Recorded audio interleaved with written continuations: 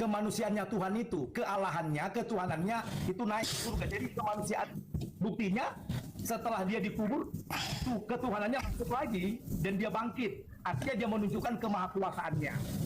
Pak Pastor, yang saya tanya sekali lagi sama Anda, ya, yang di tiang salib, yang disalib itu Tuhan atau bukan gitu? Yang manusia di tiang salib itu, ya, Tuhan atau bukan? Itu saya katakan Tuhan, tapi dalam kemanusiaannya, ngerti nggak? Tuhan dalam kemanusiaan. Iya. Tuhan dalam kemanusiaan, Tuhan dalam kemanusiaan. Jadi Tuhan itu di dalam manusia gitu. Iya, dalam manusia, Tuhan dalam manusia. Oh, berarti Bapak Roh Kudus ikut tersalib.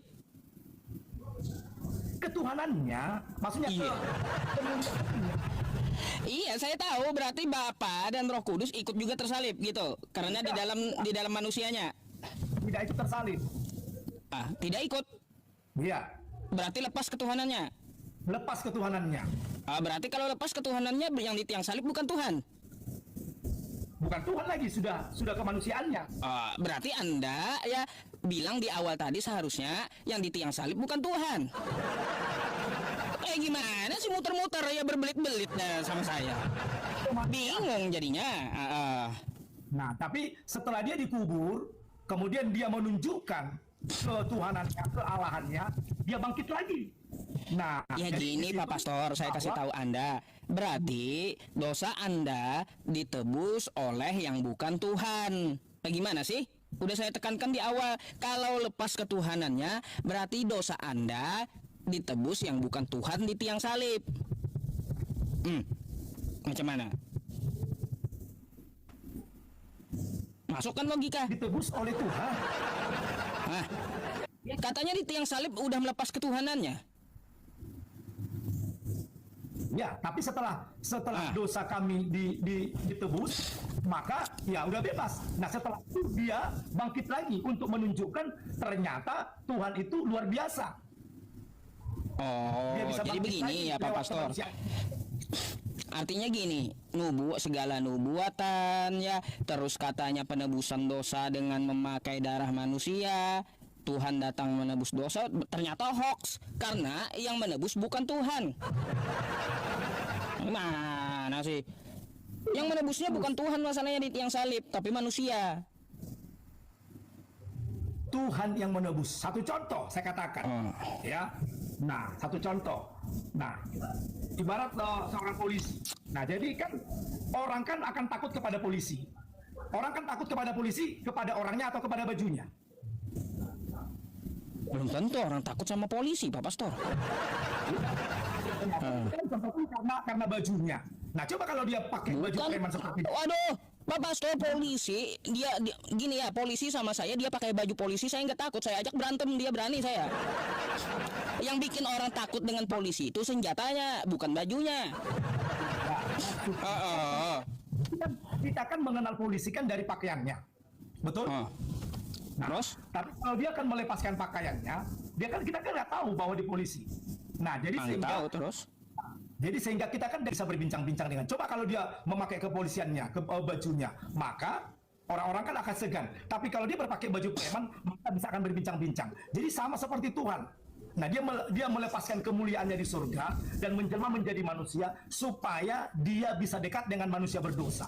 Supaya manusia bisa ditebus, manusia bisa diajari oleh Tuhan. Kok kebalik ya teman-teman?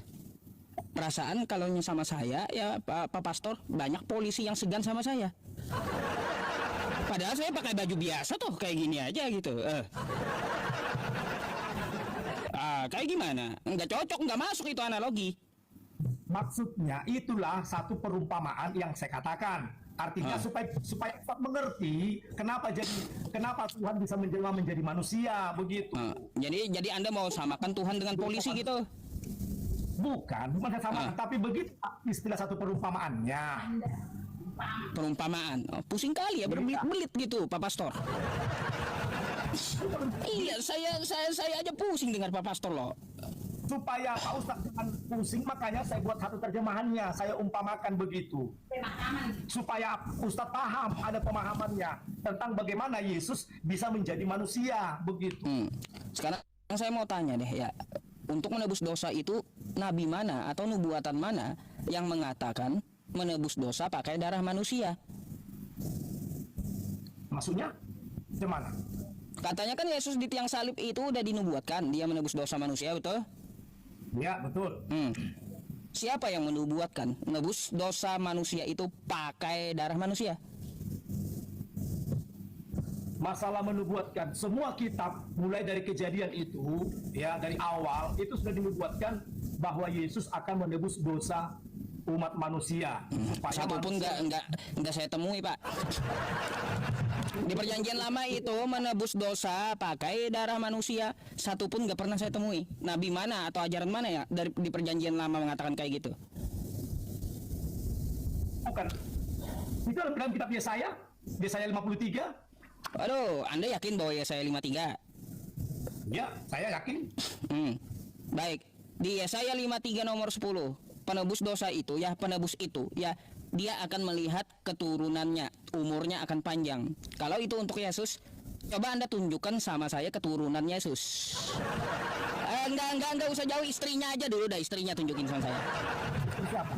Istri Yesus, karena di situ orang yang menjadi korban penebus dosa itu dia akan melihat keturunannya, umurnya akan panjang. Nah, Yesus tidak punya keturunan. berarti bukan untuk Yesus Yesaya 53 itu ah.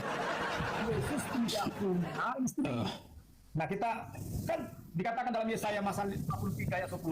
Tetapi Tuhan berkehendak meremukkan dia dengan kesakitan. Jadi artinya sendiri yang korban.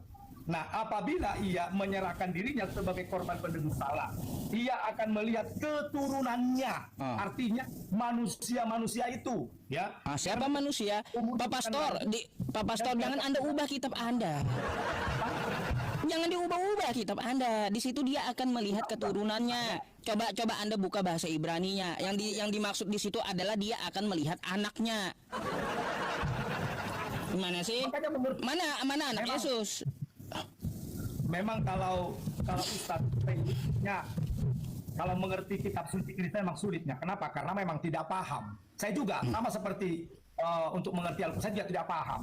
Lah, kalau saya kan baca, Pak Pastor, baca yang tertulis di kitab Anda. Bahkan saya tahu tanpa melihat kitab Anda gitu. Nah, saya baca di Yesaya 53 nomor 10 itu ya, mana keturunan Yesus? Perhatikan dulu, baca dulu pelan-pelan dulu. Itu tentang siapa? Apabila dia menyerahkan dirinya untuk korban penebus dosa, ia akan melihat keturunannya dan umurnya akan panjang. Mana keturunan Yesus?